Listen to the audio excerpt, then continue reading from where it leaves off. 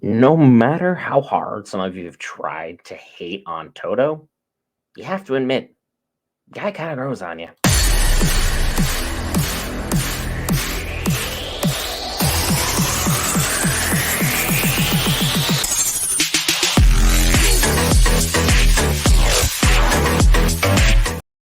Alright, guys, Bridge here back for Geek. We cover all things Marvel, DC, Lord of the Rings, anime, video games, and more. This time, JuJutsu Kaisen Season 2, Episode 20, Right and Wrong, Part 3, and we finally have Toto make his way up into the stratosphere of what is going on in Shibuya. And a lot of people are wondering, why wasn't this team there this whole entire time? We were missing a lot of key components. Why would you have the high schools clash, have all of them, everybody face off, all that good stuff, introduce us to all these great characters if you weren't going to use them? They had a plan. It just happened to be that Mekamaru subverted everyone and everything's plan entirely. Literally, Maki, Panda, and Toto are the only three that get ultimately summoned. And I hate to say it, he was right. The rest of the team that is left over, pretty much garbage.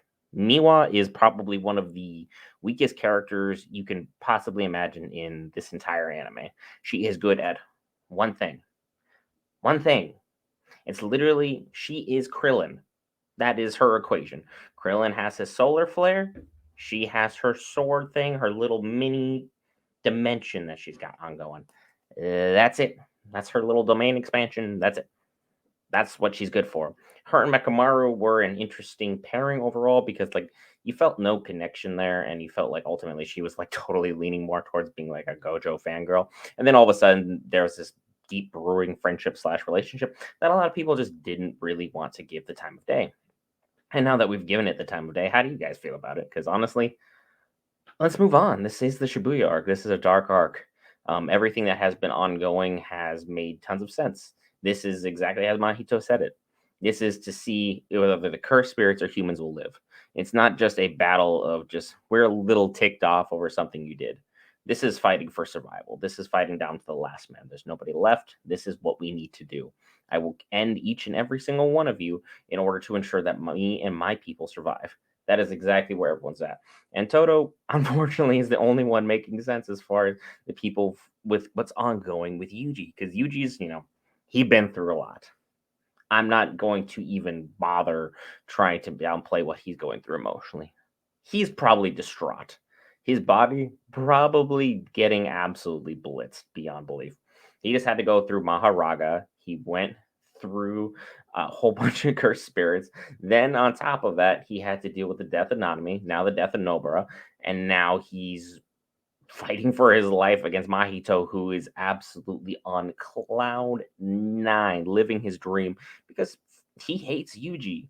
Yuji is the exact antithesis of him. They are exact polar opposites. Yuji saves people because that's what heroes do.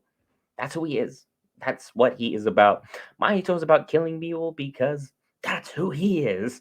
They are the exact opposite in every single way, shape, and form. The only thing that we need to remember that ongoing throughout this whole battle, this is probably one of the few battles within, I want to say, the manga where I kind of zoned out.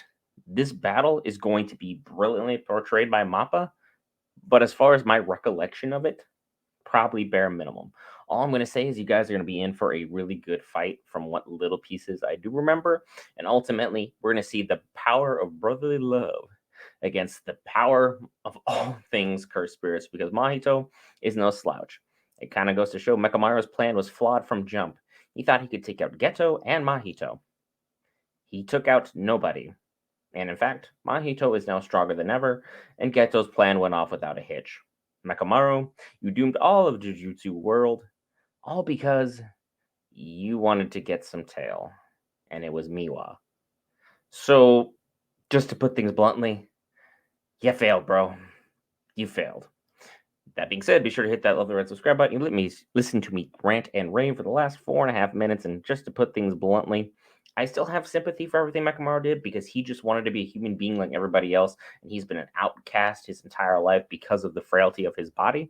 I understand why he did what he did, but it doesn't make it right.